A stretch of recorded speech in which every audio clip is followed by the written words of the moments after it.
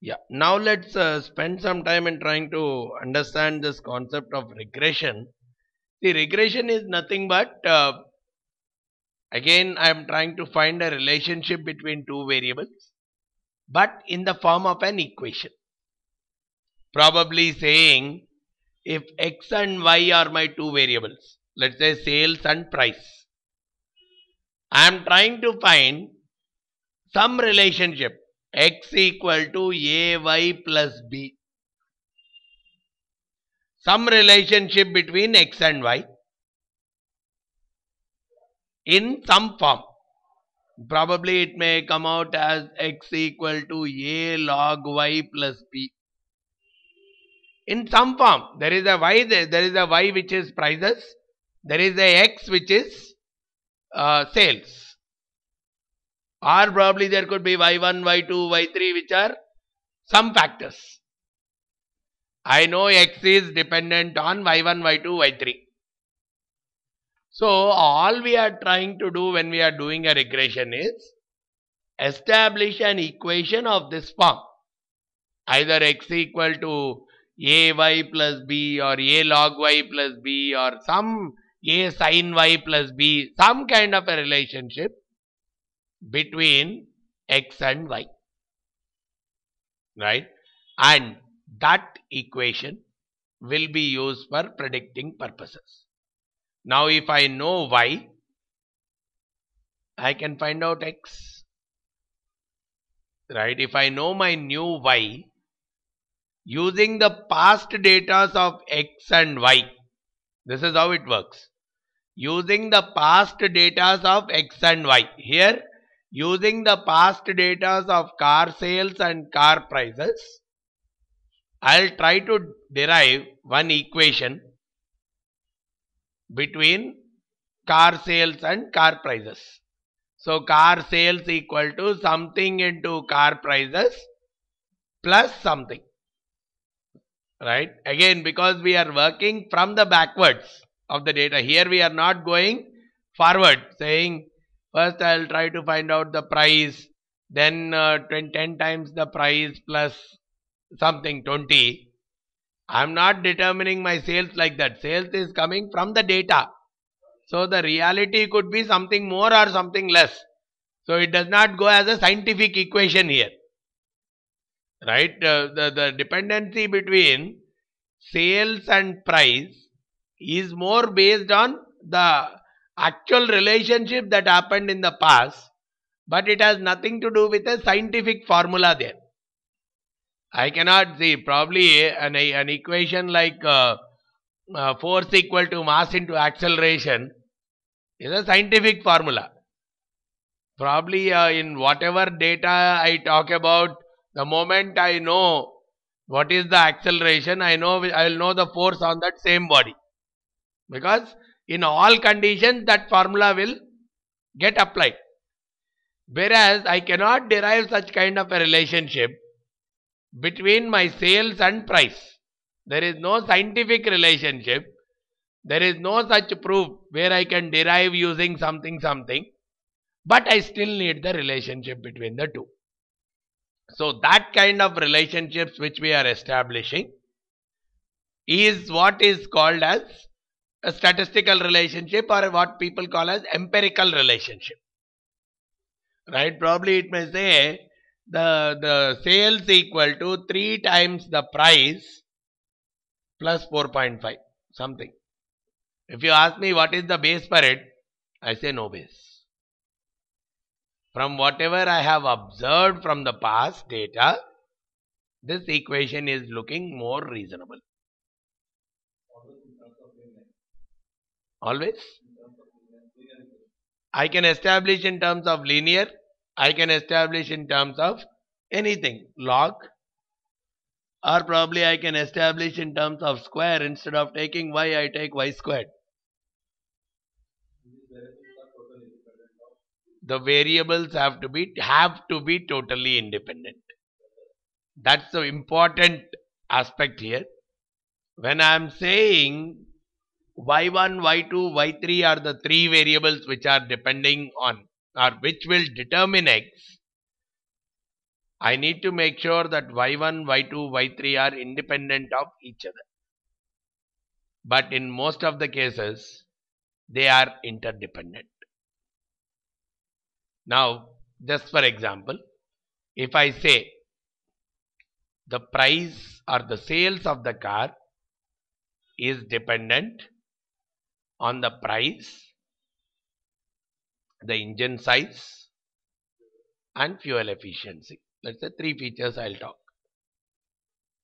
Right? I am assuming that these 3 are independent variables.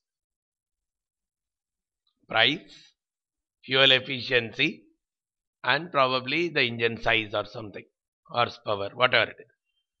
Now, it may so happen that they are interdependent. Price may have already incorporated the fuel efficiency as well as horsepower.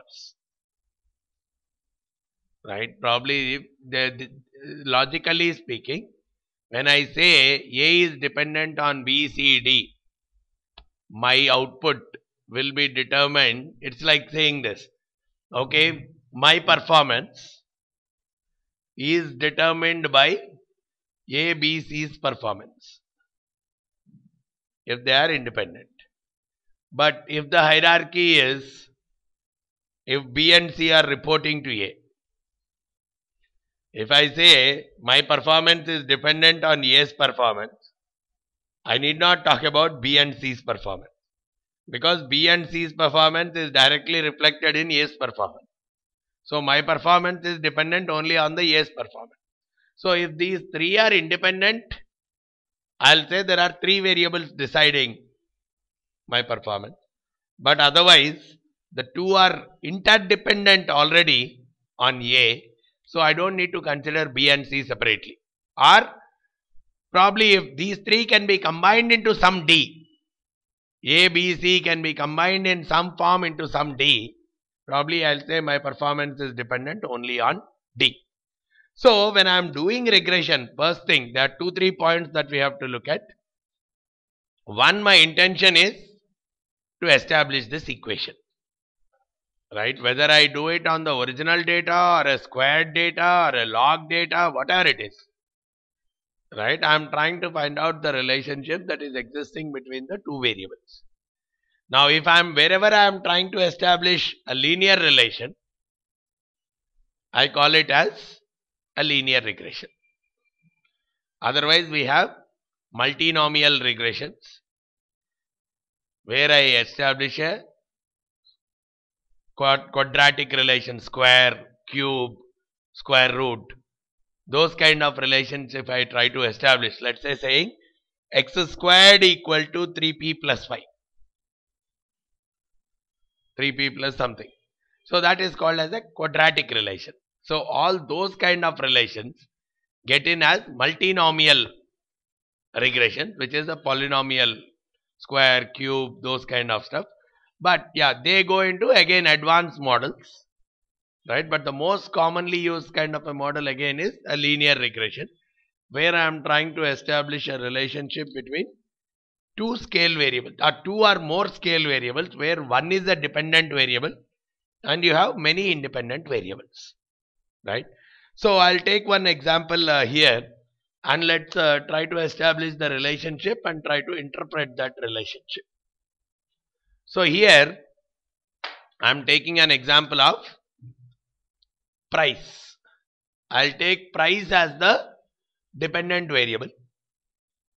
I want to set the price of a new car that is going to be launched in the market. Right? I'm assuming the price is dependent on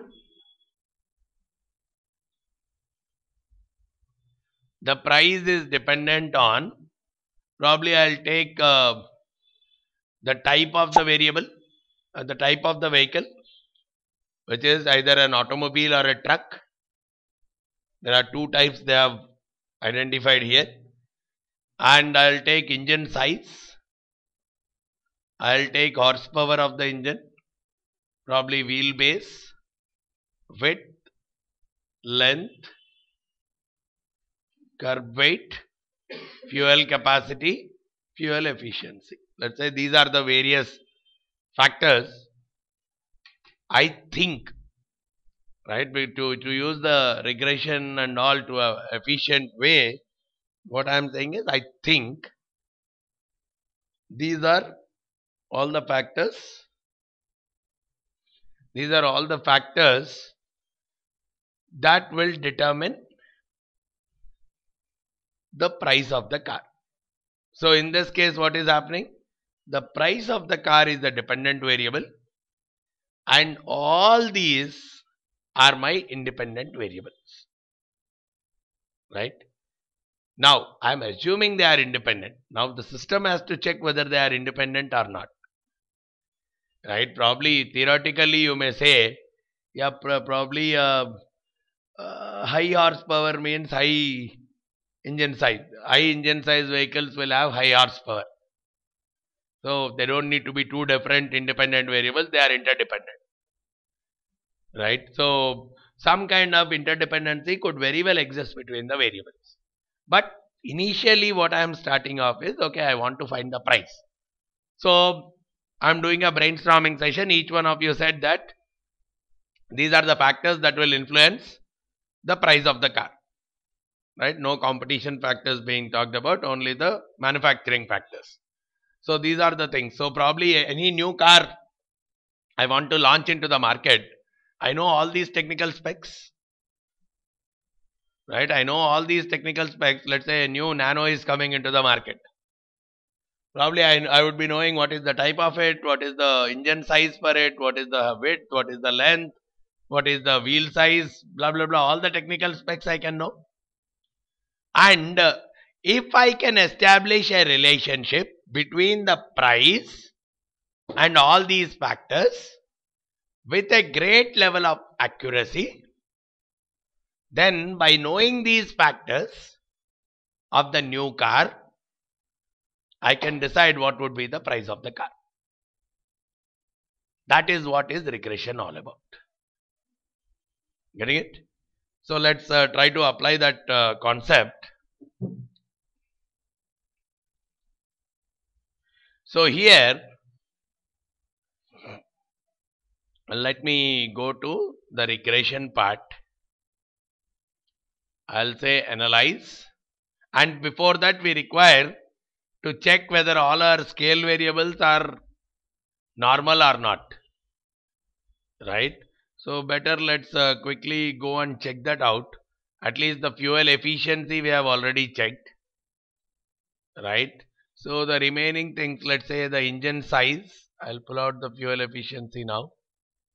So I'll look at engine size, horsepower, wheelbase, width, length, curb weight, fuel capacity, fuel efficiency. Fuel efficiency we have already looked at.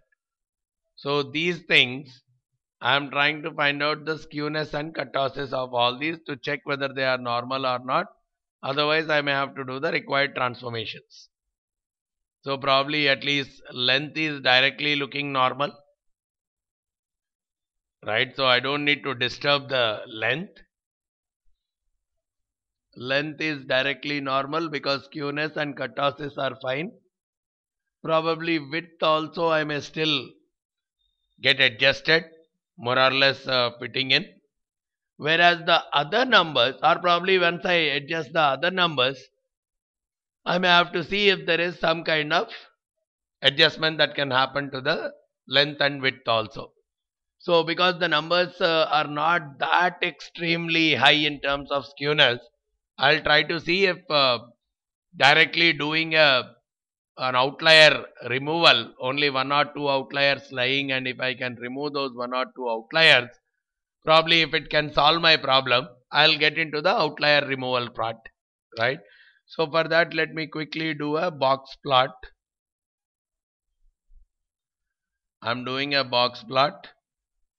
Instead of fuel efficiency, I'm doing on engine size, horsepower, wheelbase, curb weight, fuel capacity. The remaining two, length and width, I am retaining them. Alright, when I do this analysis, yes, overall it is looking like Viper is on a very high side. Right, as far as some numbers are concerned, looking like Viper is on the very high side. I'm not sure if anything else is showing up as star. So again I would do the select cases where I'll remove one more saying and model not equal to, I should not delete so many records also. So that's where I am very choosy in terms of eliminating of the records. Unless they are very extremely outside, I'm not focusing too much on that. So that's where now when I check out the descriptives, probably some of them are coming in line. But yeah, at least horsepower is still fine, slightly 0.6. Right, probably one or two more outliers looking like, but wheelbase is nothing much different, and fuel capacity is finding some issues. Right, these two are still having some issues, wheelbase and fuel capacity. So it's better now look at once more the box plot.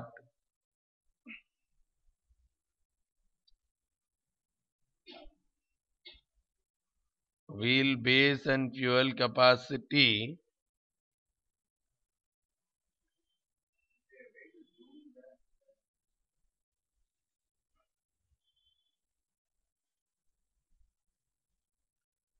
The size we can increase.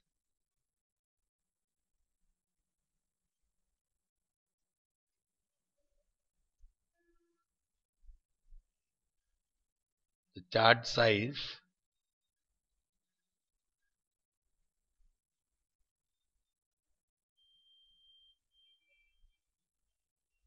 But still, yeah, there is looking like some star is here.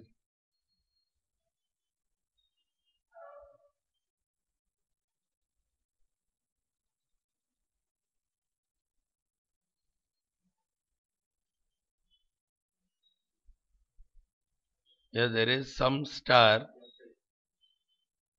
F series.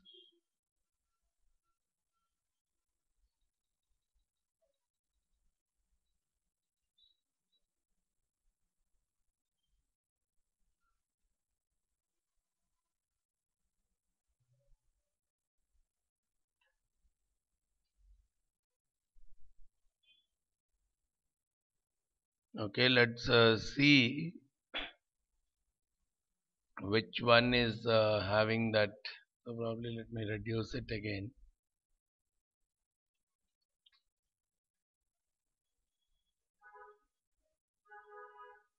Let's say if I'm looking at F series,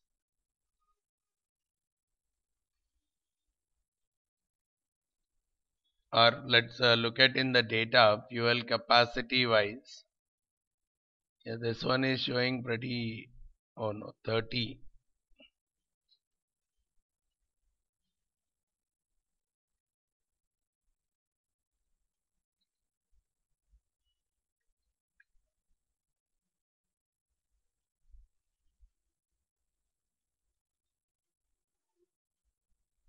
What's happening?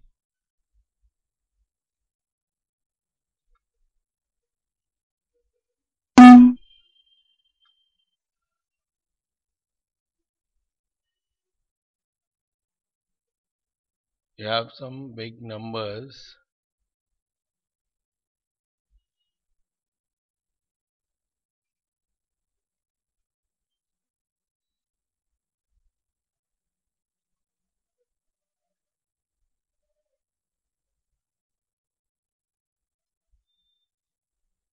.32s.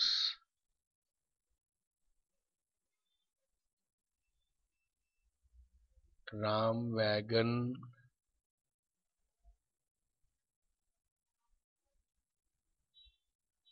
F series.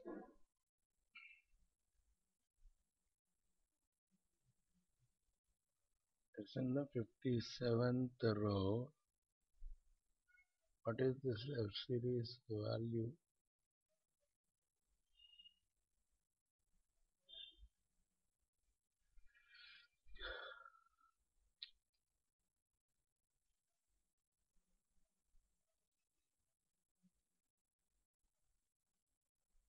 This is F series, no? 25.1.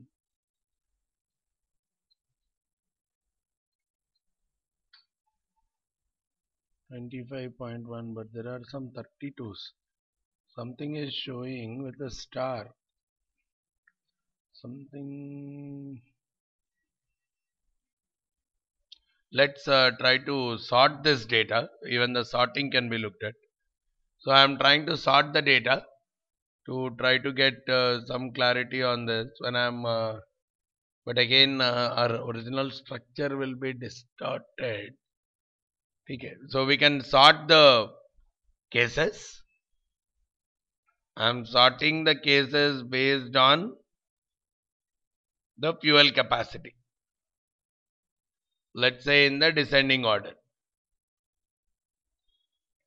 So at least I am getting the input saying probably this car was showing on the stars. 32 was the highest value. So Ram wagon and Ram van. Probably these two I can delete or something like that. Right? Or probably I can say the fuel capacity should be less than 30. So that 3-4 elements are getting eliminated out. So let me do that process. No, because we are getting on the higher side, right? The skewness values, because they are positive, we are looking at it on the higher side. If that comes out negative, we'll try to delete from the lower side. So if I put in the rule now saying greater than less than 30 or something, so that 4 of them will be eliminated. So when I do a select case, and I am also putting one more rule, and fuel capacity less than 30. Some of the rules I am putting up. So what is coming out now is when I look back my data, the first 4 are getting eliminated, and at the same time these names metro and whatever we had earlier, right, like 3000 GT, Viper, they are also getting eliminated. Now finally, before I do my analysis, if I quickly run the descriptives on all these, yeah, fair enough. Only the wheelbase is something still looking odd, right? Probably otherwise let me not consider the wheelbase as an input.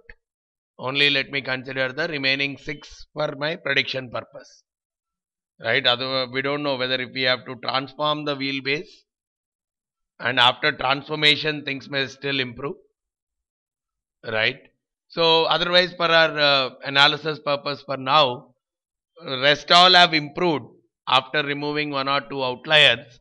They are just around 0.6 and so on. So I think I'll bring out the remaining values. So probably if we do some transformation and do some kind of betterment in our analysis, it becomes even more sophisticated. For that we may have to spend some time and try to eliminate some variables, do some transformations, do all that stuff. But now for the time being, my total records now are 149 or 148 valid total. So what it is meaning is, though we have started with 155 overall, 7 of them got deleted because of various outlier removal processes. We have removed 7 of them, which is not a bad number. So we are going with the remaining 148 to actually decide our equation. I am using the remaining 148 data to decide my equation. And I'll use all these elements as they are without any transformations, right? So now we'll start using the regression equation. Analysis, regression. Now these are the different types of regression that are possible, right? The more and more we know the more and more we know the equations and the mathematical relationships, we can go with multinomial regression, logistic based regressions, So there are multiple kinds in these regressions which use variety of equations to build the relation.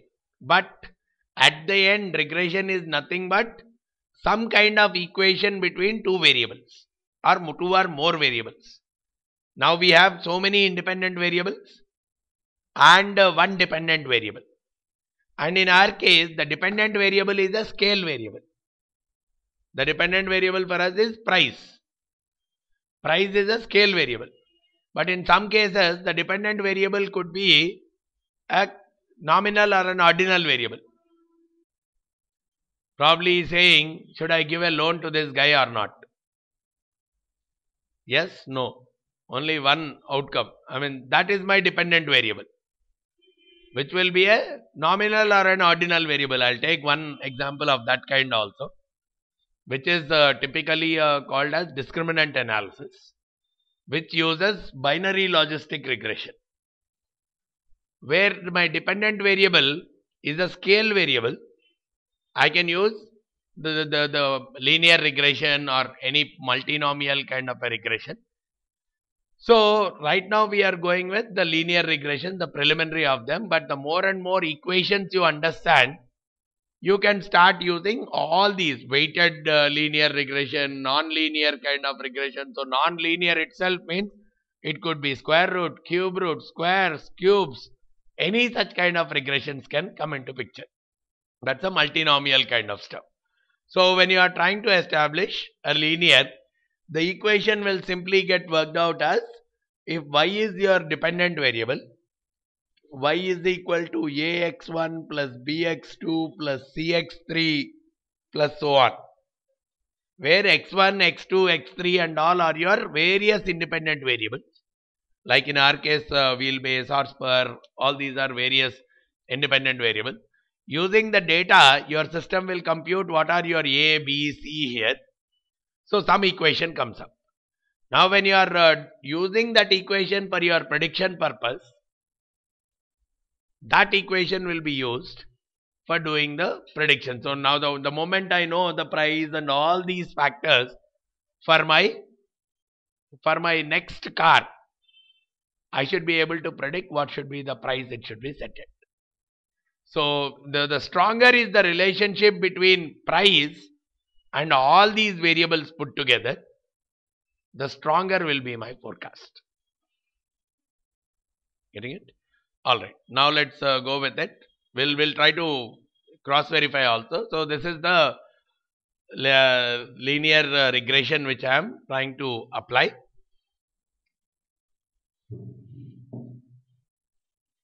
So I am assuming that all the data is in the normal form. All the independent variables as well as all the dependent variables are in the normal form. So my dependent variable is log price. This is my dependent variable which is in its normal form, right? And independent variables wise, I am taking even the nominal variables also, doesn't matter. Log vehicle type, then what else? Engine size, we will use it as it is. Horsepower, wheelbase, let's not use it because we are not able to make it normal. Either I transform it and use it or something, or probably this would result in, if wheelbase really plays an important role in deciding my price, it looks as if we have omitted some of the variables. So variable omission will lead to some other forecast. So here, how is the predictability? So the predictability wise, it differs between you and me, because I am considering 8 factors. You may consider 6 factors, and probably you must have done a log transform of the factors. I must not have done a log transform of the factors. You must have eliminated 3 outliers. I must have eliminated 5 outliers. So the estimate of yours will differ from mine. So it's not a mathematical numerical problem which is written on the board that all of you should get the same answer, right? So everyone will get a different answer because of these many assumptions we are operating under, right? So I'm even taking the width, length, curb weight, fuel capacity after eliminating the outliers and all that stuff, and probably fuel efficiency also. So these are the various items I am trying to eliminate and use. Now these all will become my independent variables, right? So this is the process by which my regression equation will get determined, right? And to determine it more, to understand a little bit more on the explanation of the regression equation, I'll actually generally look at these two aspects, part and partial correlation. We were talking about partial correlation when we are talking about correlation. So I will look at the part and partial correlation and collinearity diagnostics. I'll talk about it once we go there. So these are the two important aspects I would like to look at. The collinearity diagnostics will help me in understanding, are the independent variables, we have considered 8 independent variables, are the independent variables really independent, or there is some kind of interdependency between them. If there is interdependency, then my forecasted regression equation is still a biased equation. So I have to remove that interdependence, because they are called independent variables. There cannot be interdependency between those independent variables. When there is an interdependency between independent variables, we call it as multicollinearity. So the diagnostics, the collinearity diagnostics will help me in terms of deciding whether the independent variables are really independent or have some kind of interdependency among themselves. So then I have to eliminate that interdependency, and then only we can actually do a better forecasting. That eliminating that interdependency happens through a process called factor analysis. We'll come to that also. So eliminating that interdependency between the variables happen through that process, right? So for the time being, so that's the reason I'll take these two things in terms of understanding the regression and the correlation between the independent variables. All right. Then doesn't matter. The saving, this model can be saved. Whatever the model we are using, I can save this model, because tomorrow 10 more new cars get launched into the market. I have to use this model to do the predictions for them, right? So I can save this model, and I can very well, what all I want to save, I want to do what should be the predicted value. So I will generally save the predicted values, where I talk about the predicted value of the output. We'll look at only that prediction, and I can save this entire model as an external XML file, so that I can import that model and I can rerun the test on a fresh data. Instead of running the correlation regression again and again, once it is saved, I can send it to someone else, or I can reuse it for myself. So this will get saved. Let's say I save it into my documents or something. My documents. I save it as an XML file. The way probably I can save it as regression 25th December something. So this is my equation that is getting created. I'll save this equation so that I can reuse it at a later date. So that's one more aspect which I can do on it. Fair. Now I am running the regression part. So this is the output that it generates. What is it generating? What are all our variables? Fuel efficiency, length, vehicle type, width, horsepower, fuel capacity, engine size, and curb weight. These are the variables which we have given as an input into our process. Now you see the model predictability, or R is the correlation. Correlation between the independent variables together and the dependent variable. The correlation which we have seen in the earlier case between two variables. Here taking 8 variables together and your independent and your dependent variable. Dependent variable was your price. Independent variables were a combination of 8 elements. So 8 elements put together versus your price, the correlation was 0.945. Very strong, because we said 1 is fully strong correlation. 0.94, anything above 0.6, 0.7, we are saying that it is a strong correlation. Now this is 0.94, which is much stronger. What does that mean? It is telling me that I can very well use this combo of these 8 elements to predict the price. Right? The more and more stronger is the relation, I can say that the price can be predicted based on these 8 variables. If I know the numbers corresponding to these 8 variables, I should be able to predict the price, which means the equation which I am going to use is a much better equation to predict the price, which is being obtained through my R and R. R squared is nothing but the squaring of this. So the correlation for me is 0.94. So whatever is the variability that is existing in the independent variable or in the dependent variable, that can be established very well using my independent variables also. Like if my dependent variable was fluctuating between some numbers, price was fluctuating between some numbers. Now this fluctuation I am able to build using the fluctuations of 8 variables together.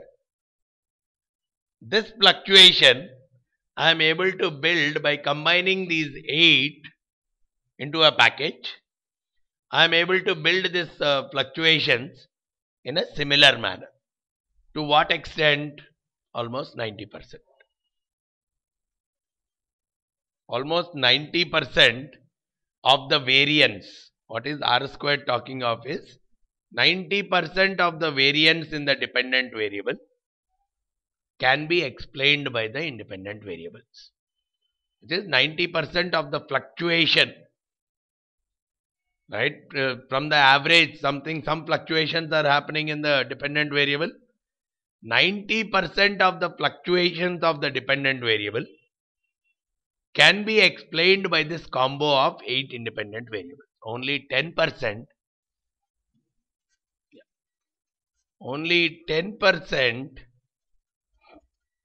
is not explained by the regression, probably, which is more random, but 90% can be explained by the independent variables in themselves. So the higher the R square, again from an interpretation standpoint, simple interpretation, the higher is your R and R squared. If R is higher, R squared also will be higher. So higher is your R and R squared, the predictability factor is becoming more and more accurate. Even in our earlier case, we said the same thing, right? When the correlation value is coming more closer to -1 or +1, the predictability becomes more and more accurate. In this case, it is almost 94.94, which is almost close to 1. So the predictability factor is becoming more and more higher. Now if you say, even after doing all this, the correlation factor comes to 0.05, then I will simply say, no, these factors are nowhere influencing this output. These factors, right, if the R value instead of 0.94, if it comes 0.04, I'll say even after taking these many factors, I cannot determine this value at all.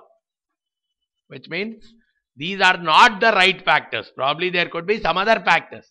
But these are not the right factors to determine your price. But because I got 0.94, I can very well go with saying, yeah, probably there could be one or two more other factors, or maybe one or two factors lesser also. Even with one or two factors lesser also, I may get the number. But my intention is, now there could be some kind of interdependency between these factors also. First step, at least the first bullet is telling me this model is a good fit. It's not saying it's the best model. This model is a good fit. Probably you can use the model for predicting purpose. Because your R and R squared are higher, I can very well say you can use the model for predicting purpose. If your R is very less after doing this entire analysis, I may say no, this model cannot be used. Which means these 8 cannot be used for deciding your price. You may have to try out something else. This is not a better model. But in this case, I can say this is a better model because the R is much higher. Then this also will decide your R, the significance level, less than 0.05. So the model fitment is very good. If the significance level comes out to less than 0.05, it says that your model fitment is very good. Right? If it is greater than 0.05, it's as good as saying you can omit the model. The model fitment is not significant, which means there is no difference between your predicted values and fluke values. There is no difference between your predicted values. There is no influence of the model. That is null hypothesis. There is no significant influence of the model. No change. No change comes because of using a model. That is what is your null. Whereas your alternate always is this model is significant. So the moment you are getting less than 0.05, you are using that, you are going with the alternate hypothesis and saying your model is significant. So the first 2 blocks are telling me the model is good enough to be used. But one thing I have to understand in this process is, I have used 8 factors. Probably those 8 factors could be interdependent among themselves. That is not coming out here. If I use 8 factors, my output is good. But I have to make sure I don't need those 8 because 8 are interdependent among themselves. That is one more analysis I may have to do. But otherwise, if I use these 8, I can achieve my output.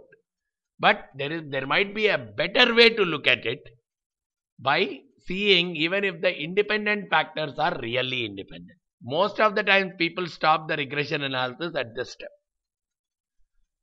At this step itself, people stop the regression analysis saying there is a very strong relationship between the independent and the dependent variable. And now what is that relationship? This is the relationship. This is the relationship. How do I look at this relationship?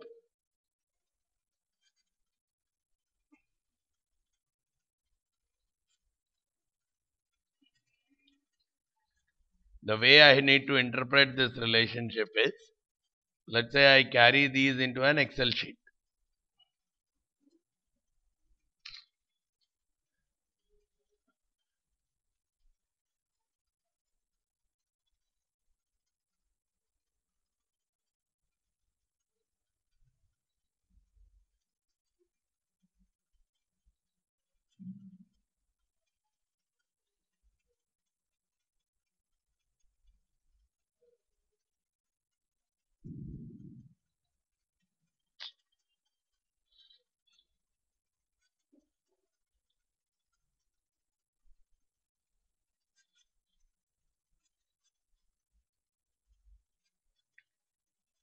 Let's say I carry this into a spreadsheet. So these are the 8 factors which we have introduced. the vehicle type, engine size, blah blah blah stuff. What it says is these are their coefficients.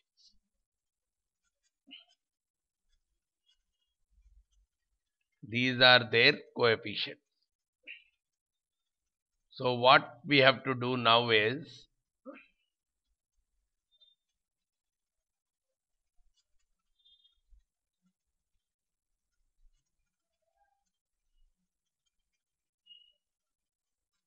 so these are the coefficients.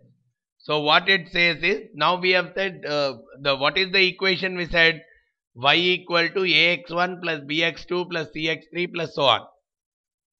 This is A, this is B, this is C, this is D, this is E, this is F, this is G, this is H. It has computed based on the data. So in short, what I can say is the log price is equal to minus 0.262 times vehicle type plus or minus 0.156 times engine size plus 0.007 times horsepower minus 0.010 times width, like this. Just for example, I'll take one data. Let's try to test it on some car. On some of the cars data only, let's try to test it randomly, probably on BMW 528i. Right? BMW 528i, the vehicle type is 0. Right? So for this value I will write the vehicle type is 0. What about engine size for it? Engine size is 2.8. I'll take the engine size of this as 2.8. The horsepower of this is 193. 193. Then width of it is wheelbase. Width of it is 70.9. 70.9. Length is 188. Curb weight is 3.472. I'm saying how do we interpret this? Fuel capacity 18.5 and fuel efficiency is 25. Now my total output is log price. So to find out the log price, I am saying this is the constant. This plus I am doing all these values sum products. This versus this. These multiply, add because ax1 plus bx2 plus cx3 so on. So this is telling me 3.41 is the log price for this vehicle. This should be the log price for this vehicle. 3.41 should be the log price for this vehicle. So what is the actual price? Actual price means I have to do a reverse of log. E power is the reverse of log. So this comes out as 30.29. So the price of this vehicle should be 30.29, whatever it is, lakhs or thousands, whatever it is. So what is the actuals now? The actuals is 38 for this vehicle.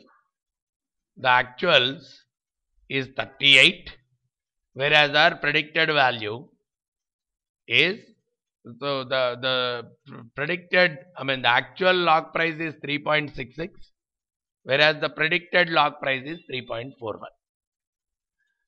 Right? So if I do the similar, so the prediction from our side for this price is coming out as 30.29 using this equation.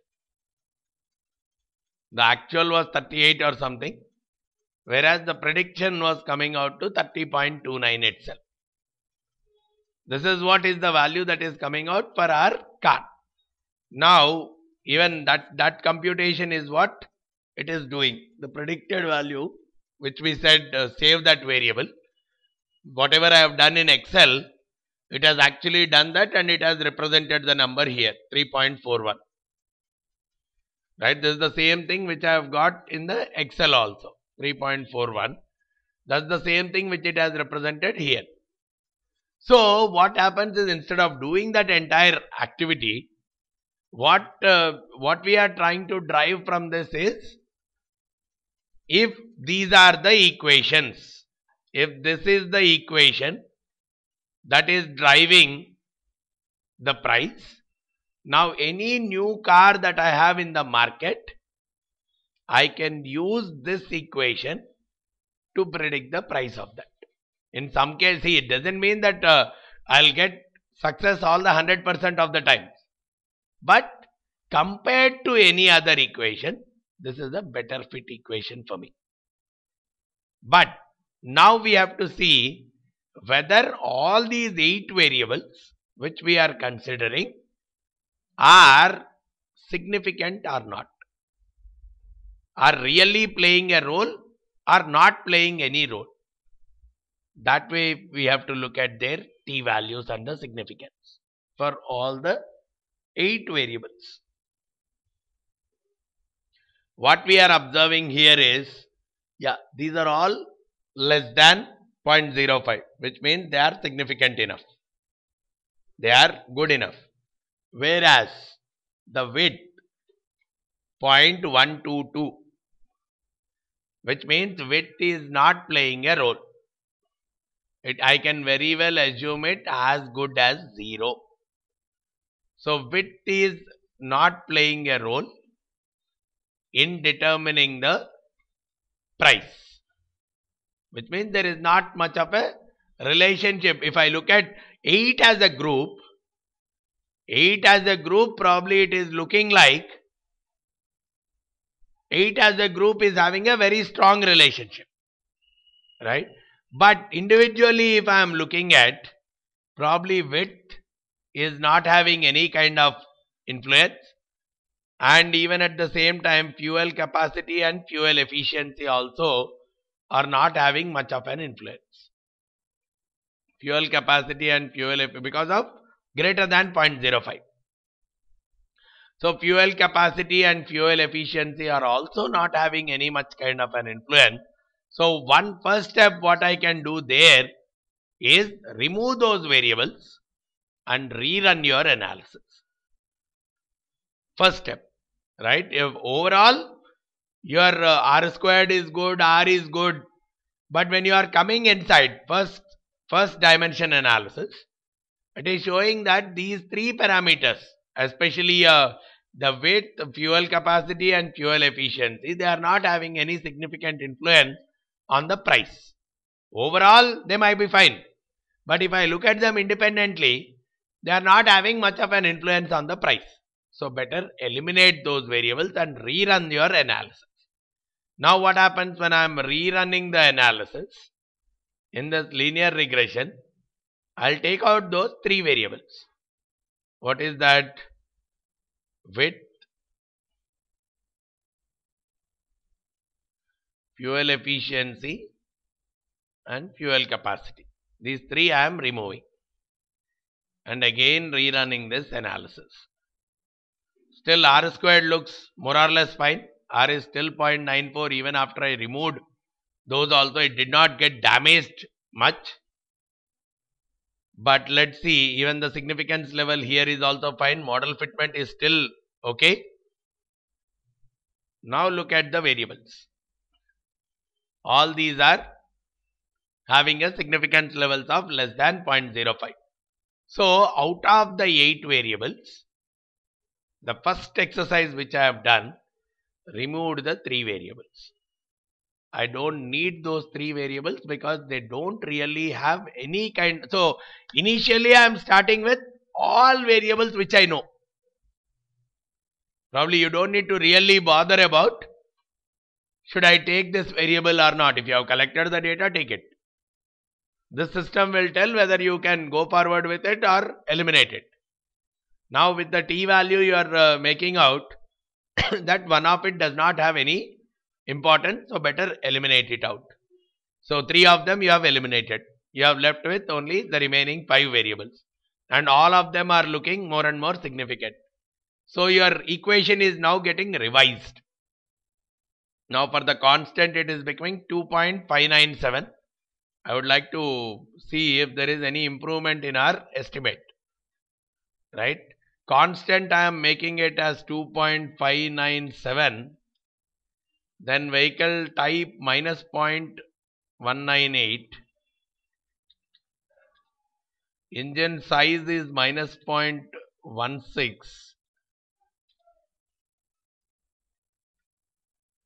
Then horsepower is 0.007. It's still the same.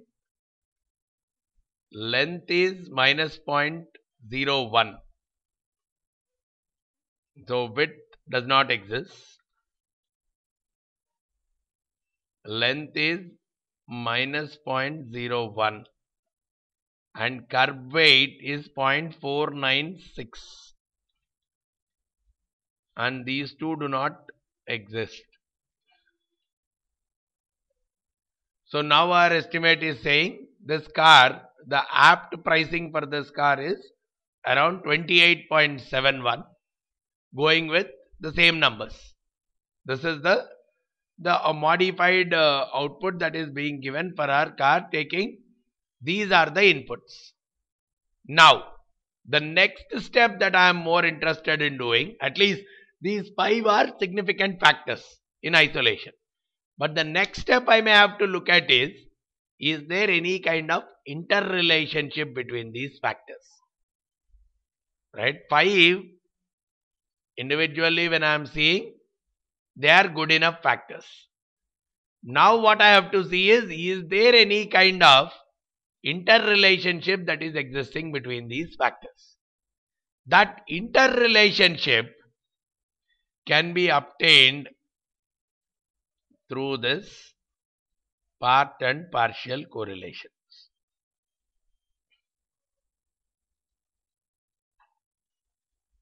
This interrelationship can be obtained through this part and partial correlations. What they simply say is, when I say part correlation, see overall here the correlation is 0.63.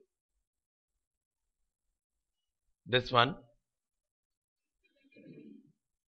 the correlation is 0.63. What does that mean? With your price, log price, the correlation between log price and engine size is 0.63, which is like a strong positive correlation, right? But it may have the influence of the remaining 4 variables also, right? If I look at the correlation between, see the way it typically looks at this relationship is, look at the data between your price, correlation between your log price and engine size. It directly gives me 0.63, the value. But in our equation, apart from engine size, we have 4 more variables. So if I remove the influence of those 4 more variables, if I virtually assume removing the influence of the remaining 4 variables, what is its correlation? That is what is the part correlation.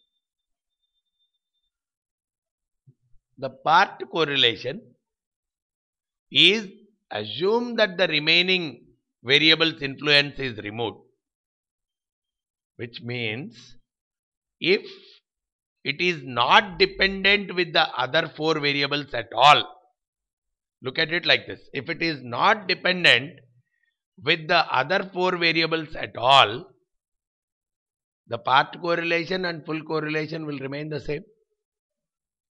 If let's say we are talking of ABCDE, A after the influence of BCDE is removed and A including BCDE influence, if both of them do not differ much, I can very well say BCDE does not have any kind of an influence on A. Right? If I remove BCDE and try to find the relation between X and A, include BCDE and find the relationship between X and A, logically if they come out to be the same to a large extent, the difference is pretty minute, then I can very well say A is not dependent on BCDE, it is fully independent. So that is how we interpret this part and partial correlation.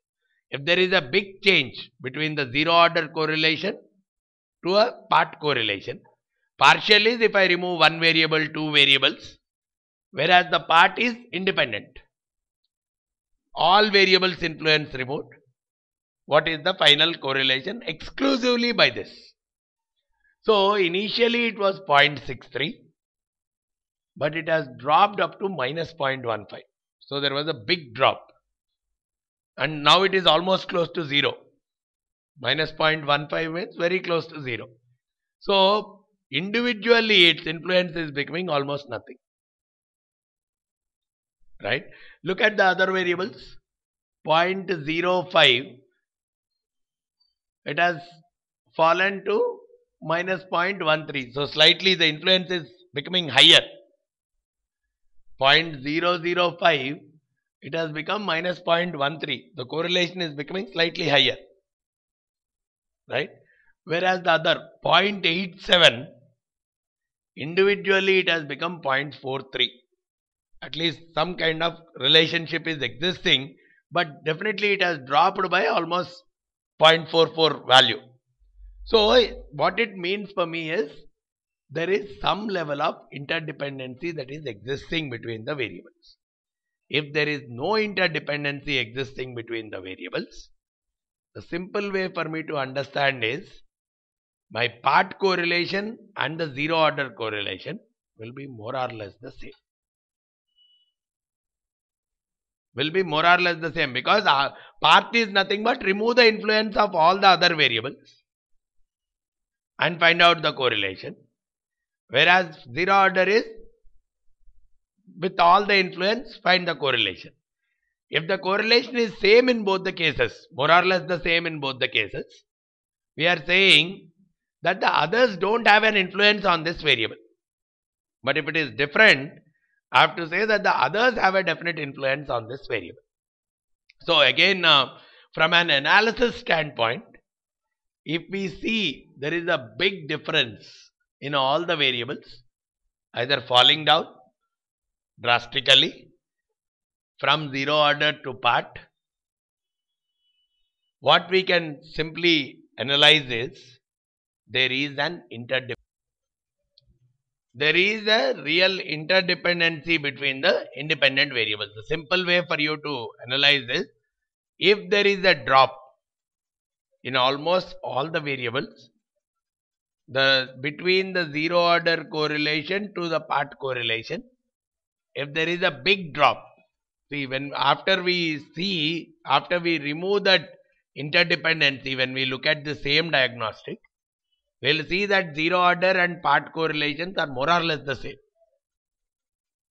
But now when the zero order and the part correlation, this is the part correlation and partial collinearity diagnostics. What they are saying is, if the zero order correlation is much different from the part and partial correlation, it means the other independent variables are trying to influence this independent variable. So there is the independent variables are really not independent. The better way to understand that is, try to find the correlation between all the independent variables. Right? That is what will actually try to come out. I don't think we got the correlation values. Probably if I try to bring out the correlation between all the independent variables. Right? Let me try to bring in the correlations between, what are our independent variables now? Engine size is there, horsepower is there, length, curb weight. What else was there? Vehicle type, engine size, horsepower, length and curb weight. Let's say these are the 4 factors. Now, when I am trying to look at the correlations between them, it should show 0 correlation between each of the factors. Then only they are saying independent. It takes 2 at a time. It takes pairwise only. It checks all combinations. Yeah. So it gives like this table. So now you see here, you look at this 0, 0, 0, less than 0.05, which means they are very correlated. I cannot go with null hypothesis. I cannot go with the null hypothesis. I have to go with the alternate. And now you are seeing engine size and horsepower. The correlation is 0.8. Right? So there is a strong positive correlation existing between engine size and horsepower. So they are not independent variables. They are actually interdependent variables. Engine size and horsepower. Same way, engine size and length. There is a very good positive correlation, 0.58. Right? So we have taken those 4, engine size, horsepower, length and curb weight, as independent variables. But in fact, they are nowhere independent variables, because if they are independent, the correlation between them should be 0. And in no case I am observing a significance level of less than 0.05. One way to analyze this, either I look at the collinearity diagnostics there, 0 order to part correlation, or plot the correlation between all the independent variables. When I am observing that the correlation between all the independent variables is like this, all are non-zeros, which means there is a strong correlation between each of the independent variables itself. See, having a correlation with the dependent variable is very good, but correlations within the independent variables means they are not independent variables anymore. Those 4 which I am considering, they are no more independent variables, they are interdependent variables. So my regression will become a very good equation only if these 4 variables are independent. Though overall it said model is good, fit, R squared, everything was fine. When I dig deeper, I am getting that these variables are actually not independent. They are interdependent. So I need to use one mechanism to remove the interdependency between these independent variables and then use that model for my predictability purpose. Fine. Now so just to summarize, what did we do? Initially I started off so many independent variables. This is my dependent variable. Each variable we have tested for normality. Then we have arrived at one equation between the independent and the dependent variables. And that equation, we have looked at whether all the independent variables are contributing significantly or not, by looking at the t-values and the significance levels of each of the independent variables. If they are not contributing significantly, we have removed those 2-3 variables which were not contributing significantly, whose t-values significance level was greater than 0.05. We have removed them, so we have narrowed down to 5 independent variables. We have rerun the whole process with the 5 variables with which our R squared and the model fitment were very good. But when I looked at the interdependency between the independent variables, it is showing that they are not independent, because either through correlation like this I can do that, or through that 0 order to part correlation. If there is a huge difference between 0 order correlation and the part correlation, it means that there is interdependency between the independent variables. Now my next step is to remove the interdependency between the independent variables and then rerun the regression equation. So regression equation itself, but we are doing in multi-phases. First original, considering all. Then removing some variables because their t values were to be ignored. The significance levels were greater than 0.05. So some of the variables got removed. So with the remaining variables that are there in the fray, I am trying to find out, is there any kind of multi-collinearity, which means interdependence between the independent variables. So I am able to find out that there is a lot of interdependence between the independent variables. So my next step is to remove that interdependence between the independent variables and again rerun this regression analysis. That interdependency between the independent variables is actually a very advanced aspect, but thanks to the tool SPSS, they have introduced a concept called factor analysis. So which is more like work out on the factors and identify the interdependency between the various variables. Probably make these 5 variables, club them into 2, club them into 3, whatever. You club them into some, because there is an interdependency means, removing the interdependency means probably A, B can be clubbed to form a P. Or some portion of A, some portion of B, some portion of C can be extracted to form X.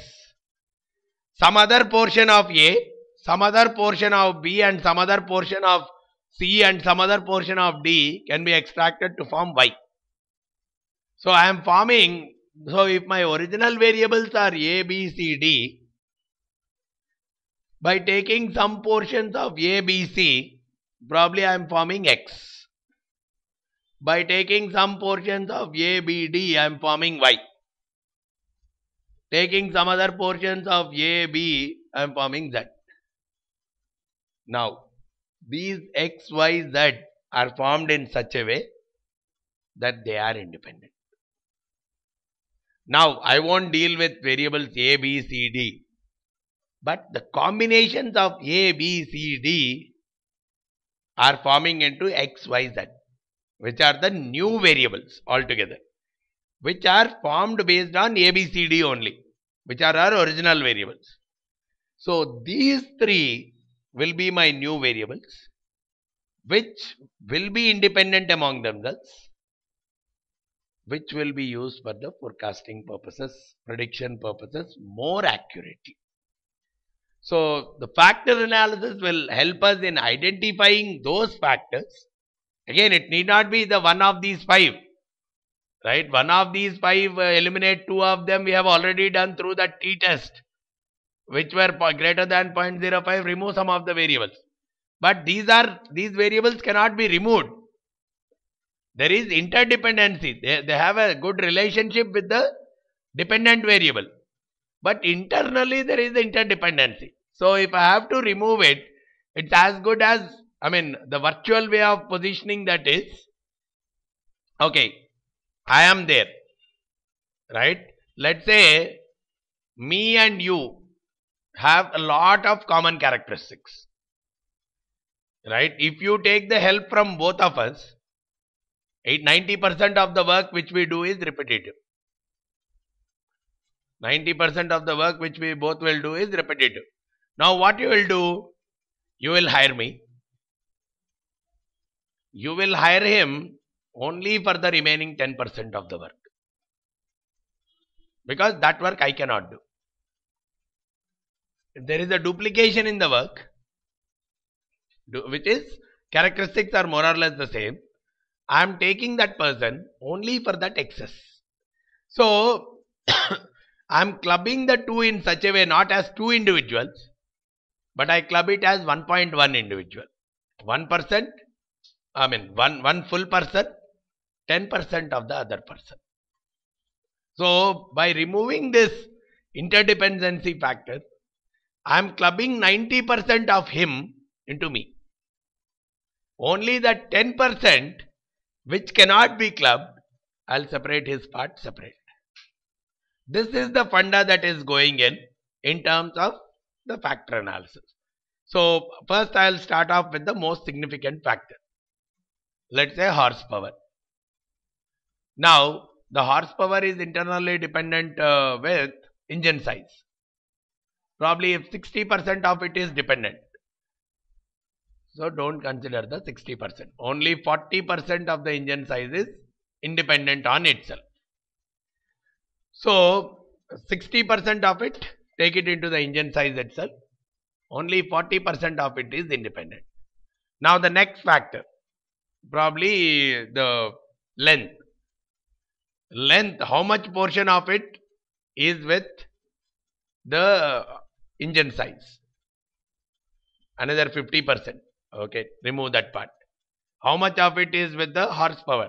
Another 30%. Remove that. So only remaining 20% is independent.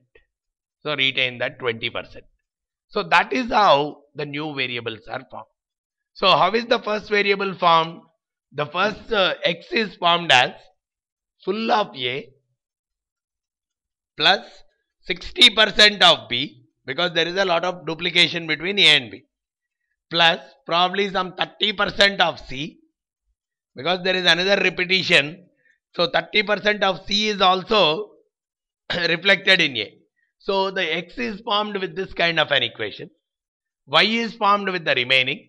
Z is formed with the remaining in such a way that all of them are independent in themselves. Right? So, I mean, by using the tool, it's only the business aspect. Don't look into the statistical formulas aspect here. Probably, again, the technical aspects that go into it are very complex, but thanks to the tool, we can very well use it for our business utilities very easily. Right? So the situation in which I have to engage my factor analysis is, if my independent factors are really not independent, there exists some kind of interdependency between the various independent variables. Right?